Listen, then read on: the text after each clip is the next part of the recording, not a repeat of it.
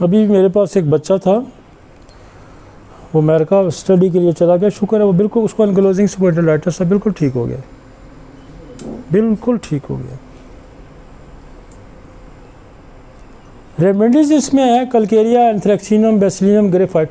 अच्छा, इसमें देखें कुछ दवाइयाँ और आ गई हैं, ये सोराइटिक अर्थराइटिस भी आ गया ना साथ, तो दवाइयाँ एंथ्रेक्सिनम आ गई, ग्रेफाइट आ गई, सिपिया आ गई, आर्सेनिक आयोडाइड आ गई, टेलोरियम आ गई, एंटमक्रोडम आ गई, मार्गन आ गई, थायरोडीनम आ गई, स्टेफिसेगेरिया, methotrexate.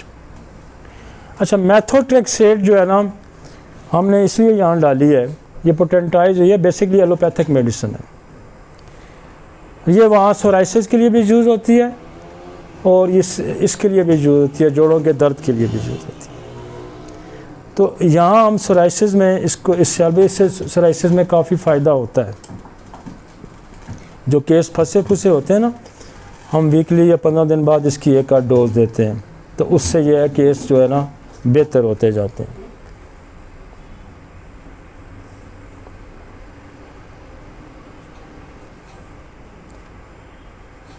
Rheumatoid arthritis, R A factor का पॉजिटिव है वो नाम। हमारे पास रूमेटॉइड आर्थराइटिस में जो दवाइयाँ काम करती हैं वो आपकी रूटा है, वो आपकी आर्निका है, वो आपकी लीडम है, वो आर्टिका यूरन है, वो लिथियम कार्ब है।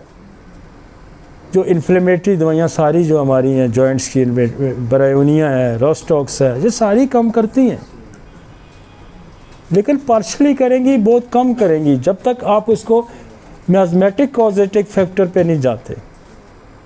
इसलिए मैंने पहले एक बेस सेट की है शुरू में, उससे आपने इधर उधर नहीं होना, जहाँ भी जाएंगे उसको साथ रखना है आपने। चाहे आप डिजनरेशन में जाएंगे, आप इन्फ्लेमेटरी में जाएं, उसको आपने नहीं भूलना, अपनी बेस आपने नहीं छोड़नी। आगे ऑर्गन स्पेसिफिक भी दवाइयाँ आती जाएंगी, उनको साथ लगाते जाएं, उनको साथ लगाते जाएं, लेकिन उस बेस को नहीं छोड़ना, उसको टच करना। आगे चलते हैं।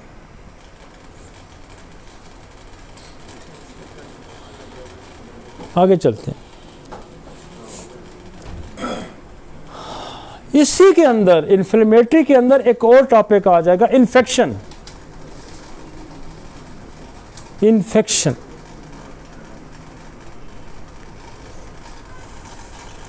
जॉइंट के अंदर मोस्ट कॉमन इन्फेक्शन की जो वजह है वो टीबी।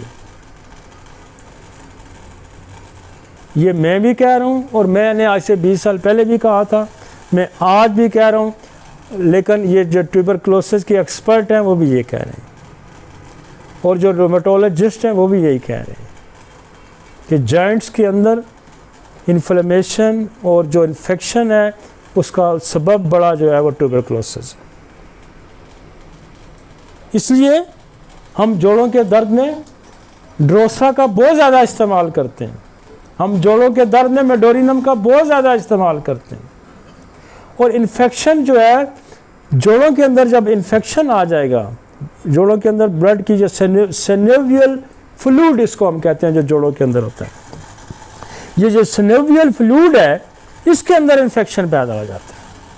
वो इन्फेक्शन क्या करता है, फिर साथ वाले जो लिगामेंट्स हैं, टेंडन है, कार्टिलेज बोन है, उनको फिर ख़राब करना शुरू कर देता है पहले।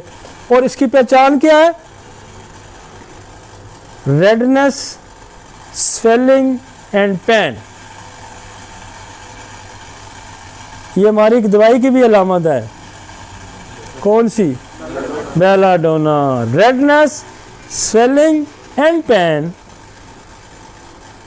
तो वो बेलाडोना इज एक्यूट कंडीशन होती है ना, सुर्खी, सोजन, दर्द। अब इन्फेक्शन होगा तो क्या होगा? सोजन, सुर्खी, जोड़ सूज जाएगा ना, तो इन्फेक्शन होगा तो जोड़ सूज जाएगा, स्वेलिंग हो जाएगी, फिर उस पर सुर्खी भी आ जाएगी कि ब्लड वहाँ रश करेगा।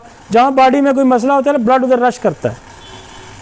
कोई भी बॉडी के किसी हिस्से में क्रैश आएगा, ब्लड दौड़ेगा उधर।